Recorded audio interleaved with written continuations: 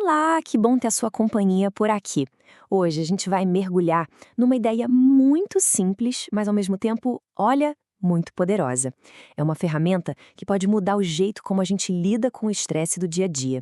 A proposta é a seguinte: e se todas as nossas preocupações, das pequenininhas até as gigantes, tivessem uma única raiz?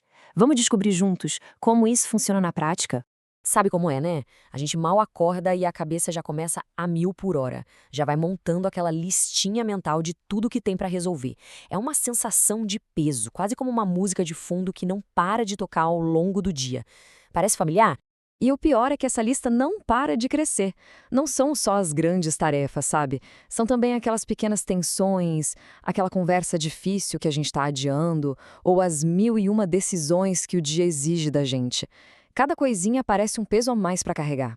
Bom, é aqui que a nossa conversa de hoje fica realmente interessante. A proposta é ousada. E se todo esse barulho, toda essa bagunça mental, fosse na verdade só a mesma coisa se manifestando de jeitos diferentes? E se tudo for um único problema disfarçado de vários? É uma ideia que simplifica tudo. Então, vamos lá, vamos entender esse conceito central. A ideia que a gente analisa hoje diz que, por baixo de toda a complicação que a gente vê na vida, existe uma simplicidade enorme, um único problema. E claro, se o problema é um só, a solução também é uma só. E qual seria esse problema? Segundo o material, a raiz de tudo é a crença de que a gente está separado. Sabe, é aquela sensação de isolamento, de que sou eu contra o mundo. É o sentimento que nos coloca na defensiva, sempre tendo que lutar, sempre sob pressão. Seja no trânsito, no trabalho, é essa sensação de separação que cria todo o conflito. Olha só que interessante esse quadro. De um lado, a gente tem os problemas que a gente vê. Um e-mail atravessado, o trânsito que não anda, as contas. Do outro lado, o que eles são aponta como o verdadeiro problema por trás de tudo isso. A sensação de separação. Ou seja, as situações externas são só os sintomas, não a causa real do nosso mal-estar.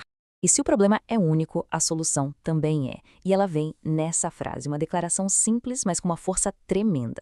Não é mágica, tá? É um convite para a gente mudar o nosso ponto de vista e aceitar uma verdade que talvez a gente tenha esquecido no meio da correria. Tá bom, a teoria é fascinante, mas e na prática? Como é que a gente usa isso quando o bicho tá pegando no dia a dia? Agora vamos ver o passo a passo, bem prático, para transformar essa ideia numa ferramenta que a gente pode usar a qualquer momento. O processo é super direto. Primeiro de tudo, sentiu aquele incômodo, aquela irritação? Para, respira, dá uma pausa. Segundo passo, lá dentro da sua mente, repete a ideia central, que eu reconheça que os meus problemas foram resolvidos. E o terceiro passo, que é o mais importante, não é forçar nada, é só permitir, abrir um espaço para a paz chegar. E atenção aqui, porque este é o pulo do gato. Usar essa ideia não é fingir que o problema lá fora não existe, não é para ignorar a situação. O objetivo é outro, é acabar com a guerra que acontece dentro da gente. A situação externa pode até continuar ali, mas o conflito interno, a briga, essa sim pode acabar. Para isso ficar cristalino, vamos pegar um exemplo super comum que todo mundo já passou. Isso vai ilustrar direitinho como essa ferramenta funciona na vida real. Imagina a cena. A gente recebe um e-mail e pronto. As palavras foram totalmente mal interpretadas. A primeira reação? Aquela pontada de irritação, de frustração. Dá uma vontade de responder na hora, de se justificar, de colocar os pingos nos is, não é? E aí a nossa mente dispara. É um absurdo. A pessoa não entendeu nada. Eu preciso me defender. A guerra interna começou. Mas, usando a lição, a gente para e pergunta: qual é o problema real aqui?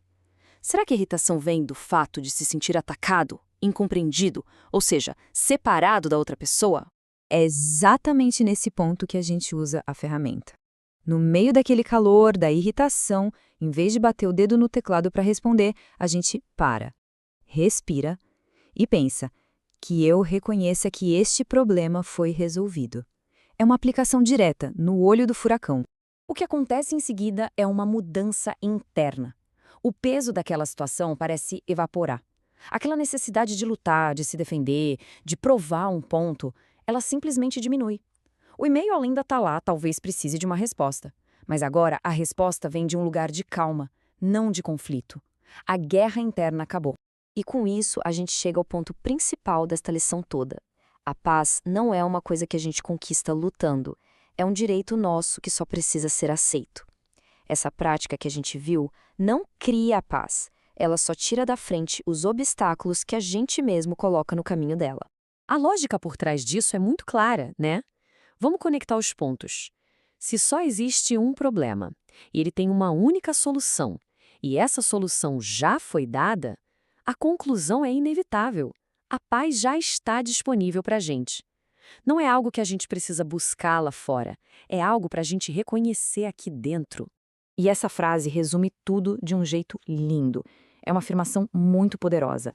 A paz não é uma recompensa para quando a gente resolver tudo.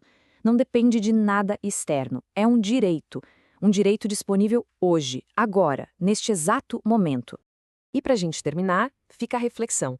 Que preocupação, que irritação do seu dia poderia ser vista com esses novos olhos? O que acontece se a gente aplicar a ideia de que, por trás de toda agitação, o problema real já está resolvido? A resposta, como a própria lição diz, pode ser aquela paz que já nos pertence.